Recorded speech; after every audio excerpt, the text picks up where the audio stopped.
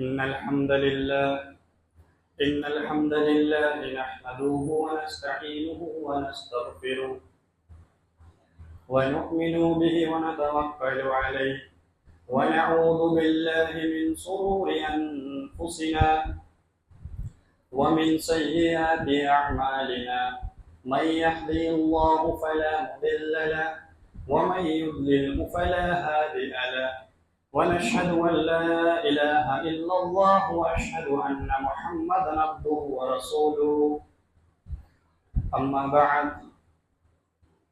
فإن خير الحديث كتاب الله وخير الهدي هدي محمد صلى الله عليه وسلم وشر الأمور محدثاتها وكل محدثة بدعة وكل بدعة ضلالة وكل ضلالة في النار. أعوذ بالله من الشيطان الرجيم. بسم الله الرحمن الرحيم. يا أيها الذين آمنوا اتقوا الله حق تقاته ولا تموتن إلا وأنتم مسلمون. يا أيها الذين آمنوا اتقوا الله وقولوا قولا سديدا يصلح لكم أعمالكم ويغفر لكم ذنوبكم ومن يطع الله ورسوله فقد فاز فوزا عظيما. أعوذ بالله من الشيطان الرجيم. بسم الله الرحمن الرحيم. اليوم أكملت لكم دينكم وأتممت عليكم نعمتي ورضيت لكم الإسلام دينا. اللهم رب زدني علما اللهم رب زدني علما اللهم رب زدني علما. شروع کرتا ہوں اللہ کے نام سے جو بڑا مہربان نہایت رحم کرنے والا ہے. تمام قسم کی تعریف توصیف کبریائی بڑائی اس رب العالمین کے لیے ہے جس نے ہمیں اس دنیا فانی کے اندر پیدا کیا اور پیدا کر کر ہمیں یوں ہی نہیں چھوڑ دیا بلکہ ہمارے نشر و ہدایت کے لیے اپنے چنندہ بندوں کو بھیجنے کا سلسلہ شروع فرمایا، یعنی کہ نبوت کا سلسلہ شروع فرمایا. سلام ہو ان تمام نبیوں پر، خاص طور پر آخری نبی تاجدار مدینہ احمد مصطفیٰ محمد مصطفیٰ صلی اللہ علیہ وسلم پر، ان کی آل و اولاد پر اور اصحاب رضی اللہ تعالی اجمعین پر. میرے پیارے دینی ملی بھائیوں، عزیز دوستوں اور بزرگوں اور میری پردہ نسیمہ اور بہنوں، میں نے ابھی آپ کے سامنے قرآن پاک کی ایک آیت کا چھوٹا سا ٹکڑا تلاوت کیا ہے جو کہ سورہ مائدہ کی آیت نمبر 3 ہے. الیوم اکملت لکم دینکم واتممت علیکم نعمتی ورضیت لکم الاسلام دینا. اس میں اللہ رب العالمین ارشاد فرماتے ہیں، آج میں نے تمہارے دین کو تمہارے لیے مکمل کر دیا ہے اور اپنی نعمتیں بھی پوری کر دی ہے اور اسلام کو دین کی حیثیت سے میں نے قبول کر لیا ہے. اس آیت کے اندر 3 ٹکڑے ہیں. سب سے پہلا ٹکڑا، اللہ رب العالمین نے دین کو مکمل کر دیا. دوسرا ٹکڑا، نعمتیں بھی مکمل ہو گئی. تیسرا ٹکڑا، اللہ تعالیٰ نے اسلام کو دین کی حیثیت سے قبول کیا ہے. کون سے دین کو قبول کیا ہے؟ اسلام کو، اور کسی دین کو قبول نہیں کیا، صرف اسلام کو ہی اللہ رب العالمین نے قبول کیا ہے. تو ہم سب سے پہلے ٹکڑے کے اوپر بات کرتے ہیں جس میں اللہ رب العالمین ارشاد فرما رہا ہے کہ آج میں نے تمہارے دین کو تمہارے لیے مکمل کر دیا ہے. دین کو مکمل کر دیا کب؟ آج سے کیا مراد ہے؟ وہ کون سا دن ہے؟ آئیے اس کو حدیث سے سمجھتے ہیں۔ کچھ یہودی حضرت عمر رضی اللہ تعالیٰ عنہ کے پاس میں آتے ہیں اور آنے کے بعد کہتے ہیں اگر یہ آیت ہمارے اوپر نازل ہوتی تو ہم اس دن کو عید بنا لیتے۔ تو حضرت عمر رضی اللہ تعالیٰ عنہ ان سے پوچھتے ہیں کہ آپ کون سی آیت کے بارے میں بات کر رہے ہو؟ پھر وہ بتاتے ہیں جو یہ آیت ہے الیوم اکملت لکم دینکم، یہ والی آیت اگر ہمارے اوپر نازل ہوتی تو ہم اسے عید بنا لیتے۔ پھر حضرت عمر رضی اللہ تعالیٰ عنہ نے انہیں بہترین جواب دیا، ان کو بتایا کہ میں جانتا ہوں یہ آیت کب اور کہاں پر نازل ہوئی ہے، مجھے پتہ ہے سب۔ پھر وہ بتاتے ہیں جب آپ صلی اللہ علیہ وسلم عرفہ کے میدان کے اندر کھڑے تھے تو یہ آیت وہاں پر نازل ہوئی تھی، یعنی کہ وہ آپ صلی اللہ علیہ وسلم کا آخری حج تھا، حجۃ الوداع، یعنی دین کب مکمل ہوا؟ آپ صلی اللہ علیہ وسلم کی وفات سے کچھ مہینے یعنی کہ 2 مہینے کچھ دن پہلے، ایگزیکٹ مانو تو 81 دن پہلے دین مکمل ہو گیا تھا۔ پھر آپ صلی اللہ علیہ وسلم اس دنیا سے پردہ فرما جاتے ہیں۔ تو ہمیں آج سے معلوم ہو گیا جس میں اللہ تعالیٰ نے کہا ہے کہ آج میں نے تمہارے دین کو تمہارے لیے مکمل کر دیا ہے، تو وہ آج وہ دن ہے جب آپ صلی اللہ علیہ وسلم عرفہ کے میدان کے اندر کھڑے تھے، اس وقت دین مکمل ہو گیا تھا۔ اب آگے بتایا کہ دین مکمل ہو گیا، یعنی کہ اللہ رب العالمین ارشاد فرما رہے ہیں دین مکمل ہو گیا۔ دین مکمل سے کیا مراد ہے؟ یعنی کہ کوئی انسان اس دنیا کے اندر جیتا ہے، اس کے جتنے بھی مسئلے درپیش آنے والے ہیں اس کا جواب اللہ رب العالمین نے دین اسلام کے اندر دیا ہے، کچھ کا ایک دم تفصیلی ایک دم ڈیٹیل کے اندر کچھ کی طرف اشارہ کیا ہے، جیسے کہ اصولی کئی مسئلوں کا جواب ہمیں ایک دم تفصیل سے مل جائے گا، اور کئی مسئلوں کی طرف اللہ رب العالمین نے اشارہ کر دیا ہے۔ یعنی کوئی انسان ہدایت پانا چاہتا ہے تو اس کو دین اسلام چھوڑ کر باہر جانے کی ضرورت نہیں ہے، ہر سوال کا جواب اس کو مل جائے گا۔ اب یعنی دین مکمل ہو گیا۔ اب دین مکمل ہو گیا تو ہم دین کے اندر نہ تو کوئی چیز جوڑ سکتے ہیں نہ ہی کچھ چیز نکال سکتے ہیں۔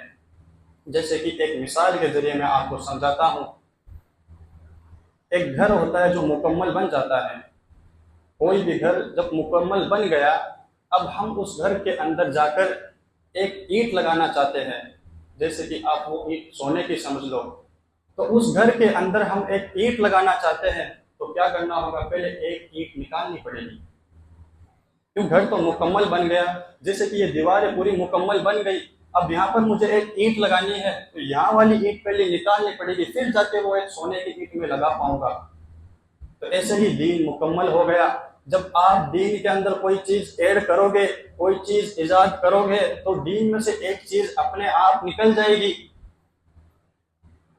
سمجھ میں آیا؟ جیسے کہ پانی کا گلاس پورا بھر جاتا ہے، پورا مکمل بھر گیا، پھر اس کے اندر ہم ایک قطرہ پانی کا اور ڈالتے ہیں تو اس میں سے ایک قطرہ اپنے آپ نکل جاتا ہے، ہمیں نکالنے کی ضرورت نہیں ہوتی ہے۔ ایسے ہی دین کے اندر ہم ایک نئی چیز ایڈ کریں گے تو ایک چیز اپنے آپ نکل جائے گی، ہمیں نکالنے کی ضرورت نہیں ہوگی۔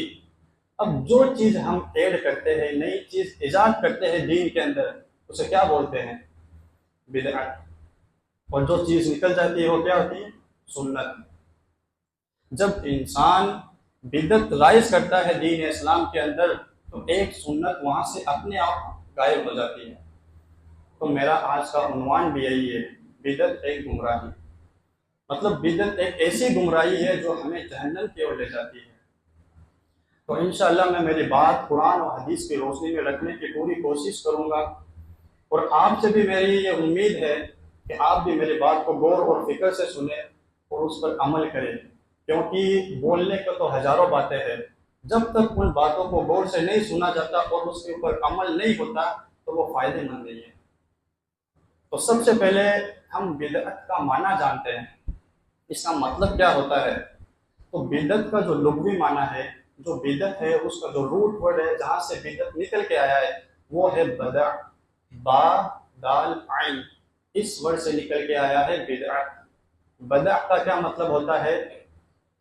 بنا مثال کے کوئی چیز بنانا، یعنی کہ کوئی ایسی چیز بنانا جس کی مثال یا جس کا نمونہ پہلے کہیں موجود نہ ہو، وہ چیز پہلی بار بنی ہے، یہ ہوتا ہے بدع کا مطلب۔ جیسے کہ اللہ رب العالمین کا نام ہے البدیع، قرآن میں آتا ہے بدیع السماوات والارض، بے شک اللہ رب العالمین نے زمین اور آسمان کو بنا کسی مثال کے بنایا ہے۔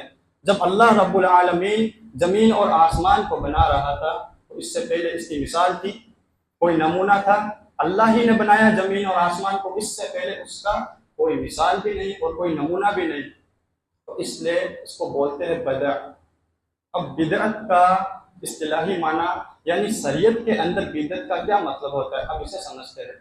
یہ بہت ضروری چیز ہے، آپ اس کو غور سے سمجھیں کہ بدعت کا مطلب ہوتا کیا ہے۔ اصل میں بدعت کا مطلب یہ ہوتا ہے ثواب کی نیت سے، ثواب کی نیت سے دین کے اندر ایسا عمل رائج کرنا جس کا ثبوت نہ تو قرآن کے اندر ہو، نہ حدیث کے اندر ہو، اور نہ ہی صحابہ کی زندگی سے ہمیں ملتا ہو، اس کو بولتے ہیں بدعت۔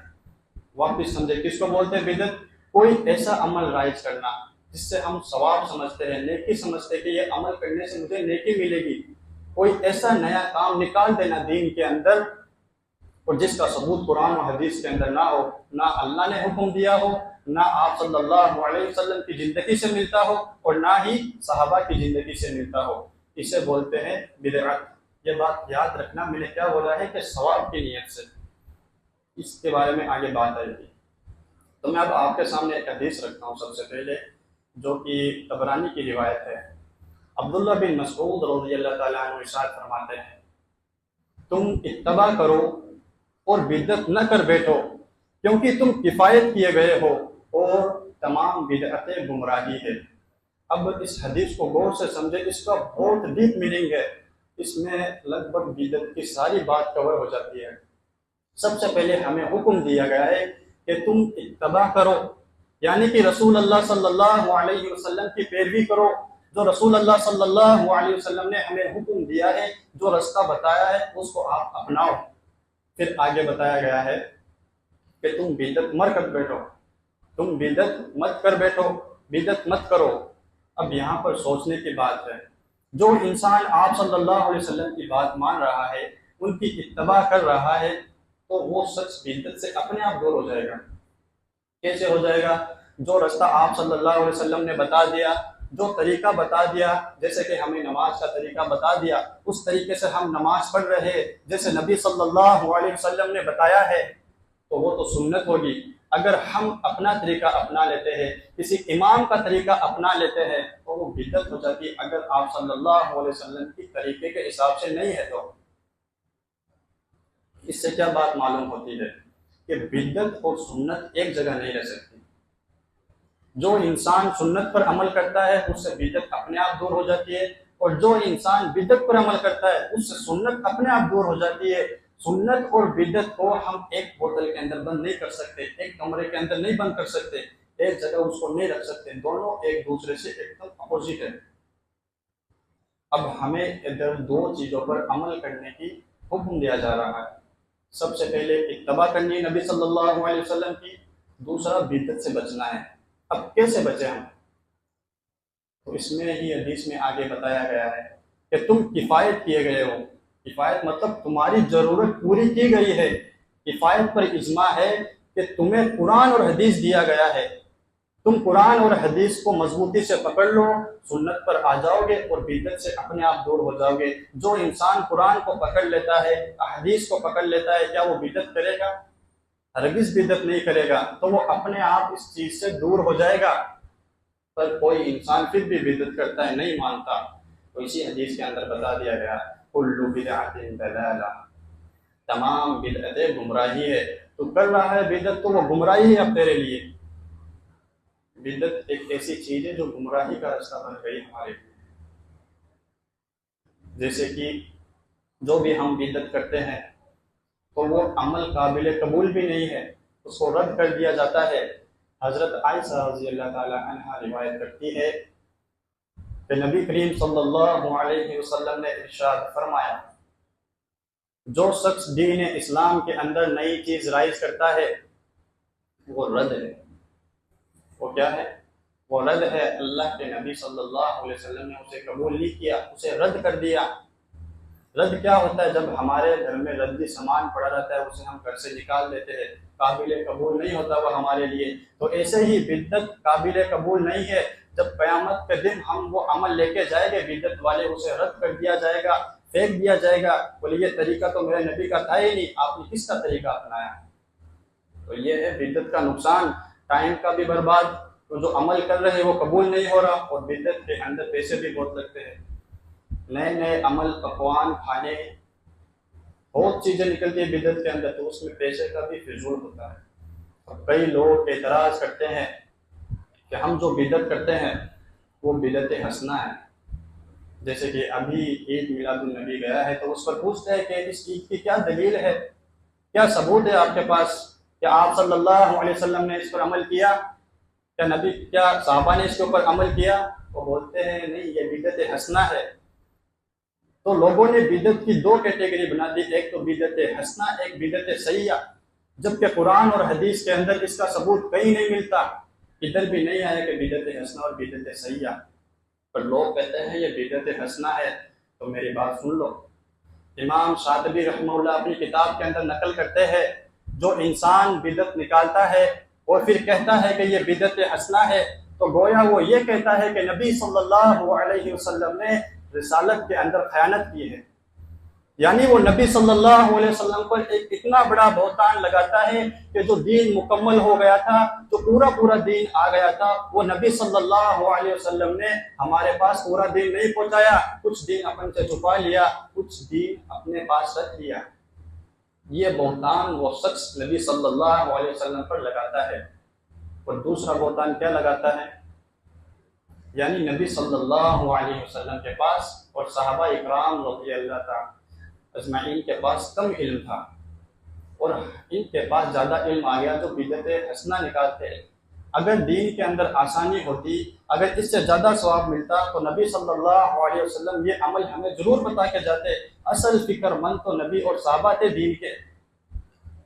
تو یہ بہتان لگاتا ہے کہ نبی صلی اللہ علیہ وسلم کے پاس اتنا علم نہیں تھا، وہ ہمیں نہیں بتا کے گئے کہ یہ کام تم ایجاد کر لینا، جس کی وجہ سے تمہیں دین کے اندر آسانی ہو جائے گی اور زیادہ ثواب ملے گا۔ تو جو شخص کہتا ہے یہ بدعت حسنہ ہے، وہ نبی صلی اللہ علیہ وسلم پر دو بہتان لگا رہا ہے، ایک تو امانت میں خیانت کا، اور ایک انہیں کم علم ہے۔ تو اس سے باز آ جائیے میرے بھائیوں۔ پر وہ ایک چیز تو ایگری کر رہے ہیں کہ یہ جو بدعت ہے، جو بدعت حسنہ ہے، یہ ہم نے ابھی رائج کی ہے، نبی صلی اللہ علیہ وسلم کے وقت موجود نہیں تھی، رائج ہم نے ابھی کی ہے۔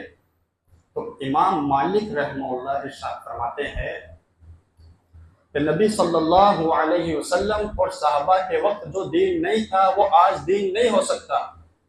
تو بدعت تو ابھی نکالی آپ نے، تو یہ دین کا حصہ کیسے ہو سکتا ہے؟ جیسے کہ یہ بات امام مالک رحمہ اللہ خود کہہ رہے ہیں، جو عمل ہم آج کر رہے ہیں، اگر یہ کام نبی صلی اللہ علیہ وسلم کے وقت نہیں تھا یا پھر صحابہ کے وقت نہیں تھا تو وہ دین کا حصہ نہیں ہے جو تم آج کر رہے ہو۔ دین تو وہ ہے جو نبی صلی اللہ علیہ وسلم کے وقت ہوا کرتا تھا، جو صحابہ اکرام رضی اللہ تعالیٰ اجمعین کے وقت ہوا کرتا تھا۔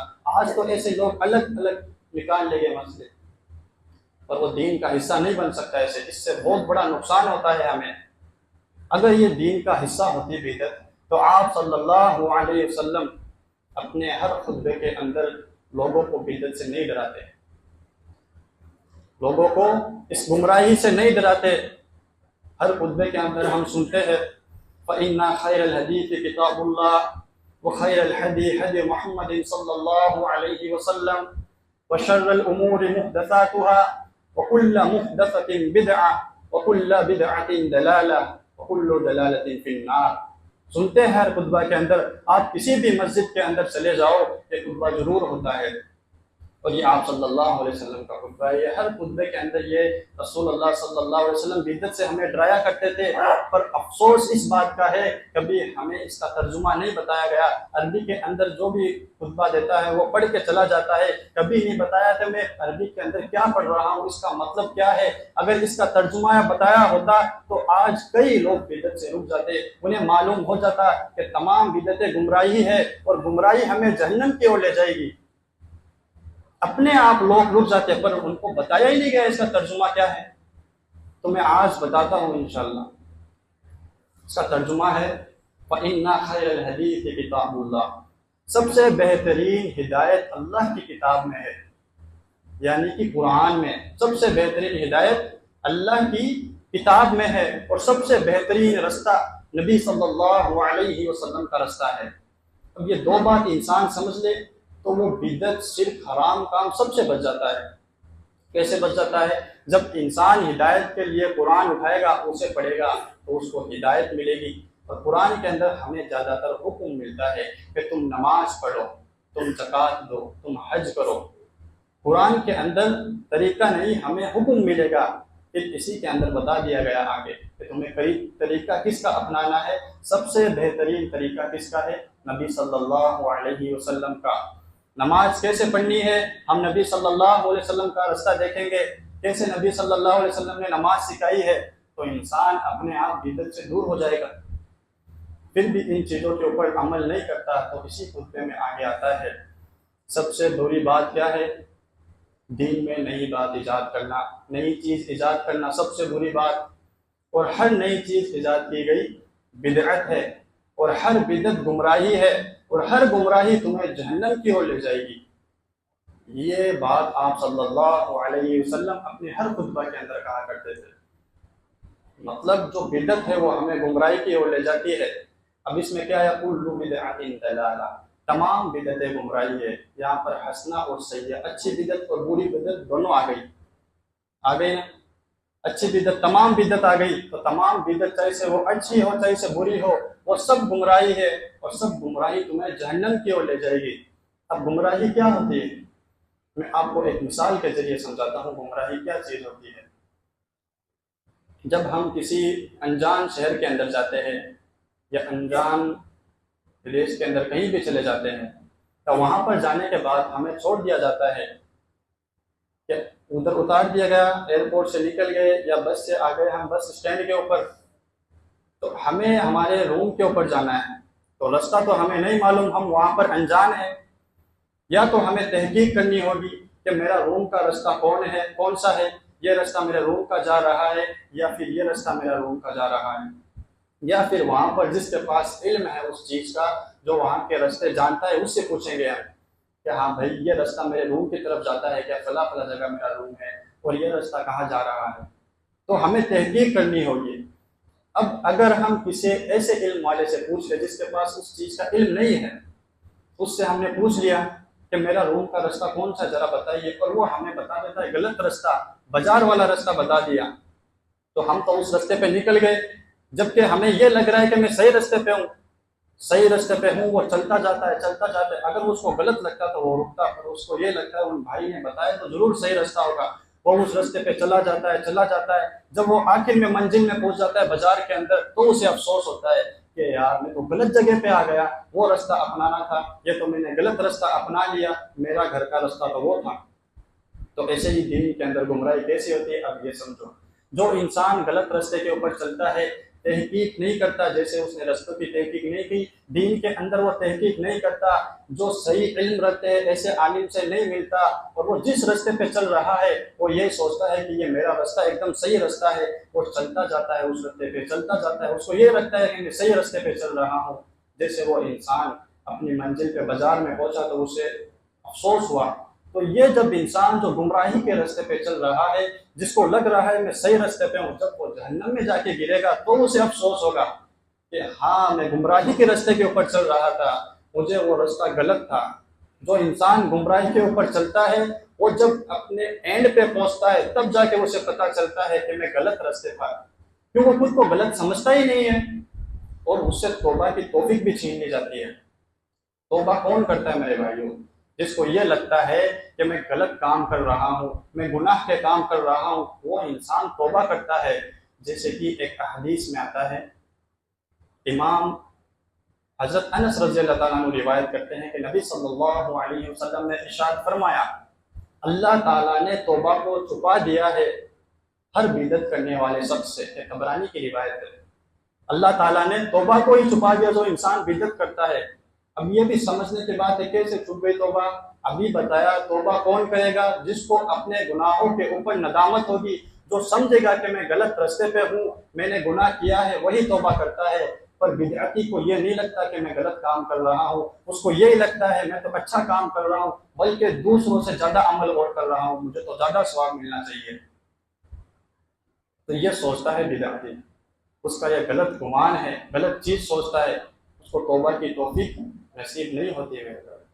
اب لوگوں کا اعتراض ایک اور آتا ہے، ہم سنتے ہیں وہ کہتے ہیں کہ آپ صلی اللہ علیہ وسلم کے وقت سواری تو اونٹ پہ ہوا کرتی تھی، گھوڑوں پہ ہوا کرتی تھی، آج تم کار چلاتے ہو، بائک چلاتے ہو، یہ بھی تو بدعت ہے۔ کیا آپ صلی اللہ علیہ وسلم نے بائک چلائی؟ کیا وہ کار پہ کبھی سوار ہوئے؟ وہ تو گھوڑوں پہ سواری کیا کرتے تھے، اونٹ کے اوپر سواری کیا کرتے تھے، آپ کیوں کرتے ہو؟ یہ بھی تو چیز بدعت ہے۔ میں نے آپ کو سب سے پہلے بدعت کا معنی بتایا تھا۔ کیا بتایا تھا؟ کہ کوئی بھی ایسا عمل رائج کرنا ثواب کی نیت سے جس کا ثبوت قرآن اور حدیث کے اندر نہ ہو۔ تو بتاؤ آپ میں سے کون ہے جو بائک اور کار کو ثواب کی نیت سے چلاتا ہے؟ کون ہے جو یہ سوچتا ہے اگر میں میرے گھر سے مسجد میں بائک کے اوپر آؤں گا تو مجھے 10 نیکی ملے گی، اور میں میرے گھر سے مسجد میں کار میں آؤں گا تو 10 ایکسٹرا 20 نیکی ملے گی؟ کوئی ایسا سوچتا ہے؟ ہم کار تو ہمارے استعمال کے لیے چلاتے ہیں، آسانی کے لیے چلاتے ہیں، جو آسانی ہو جائے، کوئی ثواب کی نیت سے نہیں چلاتے۔ تو پھر بھی میں اس کے اوپر ایک حدیث دے کے بتاتا ہوں کہ نبی صلی اللہ علیہ وسلم نے دنیاوی معاملات اور دینی معاملات کو الگ الگ کیا ہے۔ امام احمد بن حنبل مسند احمد کے اندر یہ روایت لے کے آتے ہیں، اس کی راوی ہے حضرت عائشہ رضی اللہ تعالیٰ عنہا۔ وہ ارشاد فرماتی ہے کہ میں اور نبی صلی اللہ علیہ وسلم بیٹھے تھے، اتنے میں باہر سے آواز آنے لگی، تو نبی کریم صلی اللہ علیہ وسلم نے پوچھا کہ یہ کیسی آواز آ رہی ہے، لوگ کیوں آواز کر رہے ہیں، کیا ہو گیا باہر؟ تو پھر حضرت عائشہ رضی اللہ تعالیٰ عنہا نے بتایا کہ باہر لوگ حضوروں کی تعمیر کر رہے ہیں۔ کیا کر رہے ہیں؟ حضوروں کی تعمیر کر رہے ہیں، مطلب پولینیٹ۔ جیسے کہ ہم حضور کی اچھی فصل چاہتے ہیں، اچھی حضور ہوئے تو اس کے نر اور مادہ کو ملانا پڑتا ہے۔ جیسے اور کوئی پھل اگاتے ہیں، اس کا بیج ہم بو دیں تو اگ جاتا ہے، پر کھجور کا ایک الگ سسٹم ہے، جب بھی ہم کھجور اگائیں گے تو اس کے نر اور مادہ کو ملانا پڑے گا، جب جا کر اچھی فصل اگتی ہے۔ تو یہ عمل وہ باہر کر رہے تھے۔ تو پھر نبی صلی اللہ علیہ وسلم نے ان سے کہا کہ آپ یہ کام مت کرو، پھر بھی فصل اچھی اگے گی، یہ چھوڑ دو۔ تو اس سال وہ سب لوگ یہ کام نہیں کرتے، حضوروں کی تعمیر یعنی پولینیٹ نہیں کرتے، اس کو چھوڑ دیتے ہیں۔ پھر اس سال وہ کھجور ایک دم ردی اگتی ہے، اچھی نہیں، ایک دم خراب۔ پھر وہ بات آپ صلی اللہ علیہ وسلم کو معلوم ہوتی ہے، اور وہ لوگ بھی آتے ہیں نبی صلی اللہ علیہ وسلم کے پاس کہ اب کے بعد تو ہماری کھجوریں ایک دم ردی ہو گئی، خراب ہوگی۔ اب سنیے نبی صلی اللہ علیہ وسلم ان سے کیا کہتے ہیں کہ دین کا مسئلہ ہو، کوئی بھی دین کا معاملات ہو، تم میرے پاس آؤ، دین کے اندر تمہیں میری اطاعت کرنی ہی پڑے گی، کیسا بھی معاملہ ہو دین میں آپ کو میری بات ماننی پڑے گی، اور دنیاوی معاملات میں تم مجھ سے بہتر جانتے ہو، تم اپنے حساب سے دنیا دیکھو، اس میں آپ جو کرنا چاہو وہ کر سکتے ہو۔ دنیاوی مطلب دنیا کے اندر جو ہم کام کرنا چاہتے ہیں، جو دنیا میں جو دین سے الگ ہے، اس کے اندر ہمیں رخصتی دی گئی ہے، پر دین کے اندر رخصتی نہیں ہے۔ جو بھی دین کا کام ہم کرنا چاہتے ہیں ثواب کی نیت سے، کیسا بھی دین کا کام ہو، تو ہمیں طریقہ نبی صلی اللہ علیہ وسلم کا لینا پڑے گا۔ اگر ہم نہیں لیتے تو وہ بدعت ہو جاتی ہے۔ اب اور دنیا کے کام کے اندر رخصتی دی گئی ہے کہ تم بہتر جانتے ہو ان معاملات میں مجھ سے، تو تم چاہو ویسے کرو۔ اب آج ہم پلین کے اندر اڑتے ہیں، کل یہ کار ہوا کے اندر اڑے گی تو بھی اس میں ہم سواری کریں گے، تو یہ بدعت میں نہیں آئے گی۔ ایک ٹیکنالوجی ہے، ہم اس کا استعمال کر سکتے ہیں، کہ بدعت کے اندر شمار نہیں ہوتی۔ تو اس سے ان کا رد ہوتا ہے جو لوگ کہتے ہیں کہ یہ کار چلانا، یہ بائک چلانا، یہ بھی تو بدعت کے اندر ہے۔ تو یہ کچھ باتیں میں نے آپ کو بدعت کے ریلیٹڈ بتائی ہے، جو ایسی باتیں ہیں جو ہمیں گمراہی کی اور لے جاتی ہے۔ بدعت حسنہ، بدعت سیئہ، یہ سب گمراہی کی اور لے جاتی ہے۔ اب جو کہہ رہے ہیں بدعت حسنہ ہے یہ چیز، اچھی بدعت ہے، تو میری ایک بات بتاؤ، ہم نماز کے اندر ایک رکعت کے اندر 2 سجدے کرتے ہیں، کتنے سجدے کرتے ہیں؟ 2 سجدے کرتے ہیں، اس کی بجائے ہم 3 سجدے کر دیں تو وہ غلط کیا ہو؟ اس میں سجدہ ہم نے اللہ رب العالمین کو کیا، ایک سجدہ ایکسٹرا کیا، تو ہمیں تو ثواب ملنا چاہیے، پر نہیں ملے گا ثواب. کیوں نہیں ملے گا؟ کیونکہ نبی کریم صلی اللہ علیہ وسلم نے اس کا ہمیں حکم نہیں دیا.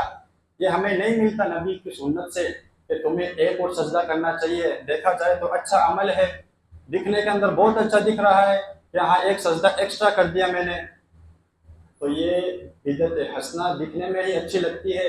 سب سے پہلے جو میں نے مثال دی تھی، جو وہ سونے کی اینٹ تھی، لاکھوں روپے کی تھی، ہم گھر کے اندر فٹ نہیں کر سکتے. اگر کرنی ہے تو ایک اینٹ نکالنی پڑے گی ہمیں. تو دکھنے کے اندر جو عمل اچھا ہے ہم اس کو ایڈ کر رہے ہیں، تو وہ بدعت ہی ہے، چاہے کیسی ہو. بری ہی چیز رہتی ہے، اس کو ہم اچھے لحاظ سے پیش کر دیں تو بھی وہ بری ہی رہے گی میرے بھائی. اب بدعت کے نقصانات کیا ہے؟ بدعت کے نقصانات کیا ہے؟ سب سے بڑا نقصان دین کے اندر تبدیلی آ جاتی ہے. فرقے میں بڑھ جاتے ہیں سب لوگ. دیکھ لو آج الگ الگ فرقے بڑھ گئے، سب الگ الگ فرقوں کے اندر بڑھ گئے. کیوں بڑھ گئے؟ سب کا فرقے کا آپ عمل دیکھیں تو الگ الگ. قرآن ایک ہے، حدیث ایک ہے. اگر انسان قرآن اور حدیث کے اوپر رہتا تو کیا الگ الگ فرقے ہوتے؟ سب ایک راستے پہ آ جاتے قرآن اور حدیث کے اوپر. پر لوگوں نے اپنا دماغ لگا کر نئے نئے عمل رائج کر دیے اس کے اندر. اس وجہ سے آج دین کے اندر تبدیلی آ گئی ہے. آپ جا کے دیکھو لفظ نمبر میں الگ دین ہے، سیکر کے اندر الگ عمل ملیں گے اور فتح پور کے اندر الگ عمل ملیں گے. کیوں مل رہے ہیں؟ قرآن اور حدیث تو ایک ہی ہے. یہ اس لیے ملتے ہیں لوگ اپنا دماغ لگا کر بدعت نکال دیتے ہیں. تو اللہ تعالی ہمیں اس چیز سے بچائے. وقت ہو گیا ہے، آگے بہت باتیں کہنے کی. بدعت کے نقصان، بدعت کیسے رائج ہوتی ہے اور بدعت کو کیسے روکے. انشاءاللہ اگلے خطبے میں موقع ملا تو یہ باتیں بتانے کی کوشش کروں. اور اللہ رب العالمین سے دعا ہے کہ اللہ تعالی ہمارے عمل قرآن اور حدیث کے مطابق کر دے. ہمیں رسول اللہ صلی اللہ علیہ وسلم کی اتباع کرنے کی توفیق دے، اور ہمارے عمل جو کرتے ہیں وہ رد نہ ہو، اور ہمیں بدعت سے بچائے. اور اللہ تعالی ہمیں گمراہی سے بچائے، جنت میں ہمیں گھر دے اور جہنم کی آگ سے بچائے. وآخر دعوانا الحمد للہ رب العالمین. السلام علیکم ورحمۃ اللہ وبرکاتہ.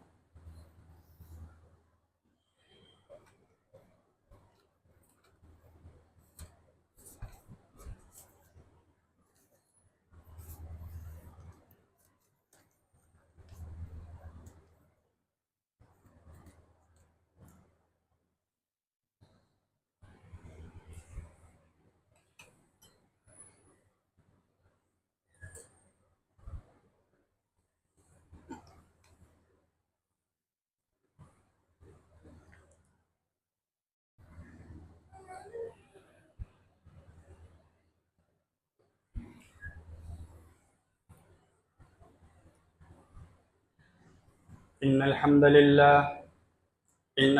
لله نحمده ونستعينه ونستغفره ونؤمن به ونتوكل عليه ونعوذ بالله من شرور أنفسنا ومن سيئات أعمالنا. من يهده الله فلا مضل له ومن يضلله فلا هادي له. ونشهد أن لا إله إلا الله وأشهد أن محمدا عبده ورسوله.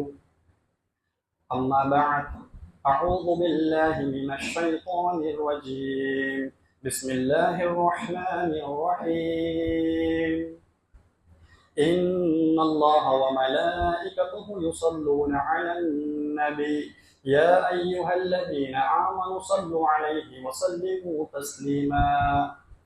اللهم صل على محمد وعلى آل محمد كما صليت على إبراهيم وعلى آل إبراهيم إنك حميد مجيد. اللهم بارك على محمد وعلى آل محمد كما باركت على إبراهيم وعلى آل إبراهيم إنك حميد مجيد. عباد الله رحمكم الله، إن الله يأمر بالعدل والإحسان وإيتاء ذي القربى وينهى عن الفحشاء والمنكر والبغي يعظكم لعلكم تذكرون. اذكروا الله يذكركم وادعوه يستجب لكم ولذكر الله تعالى أعلى وأولى وأعز وأكبر.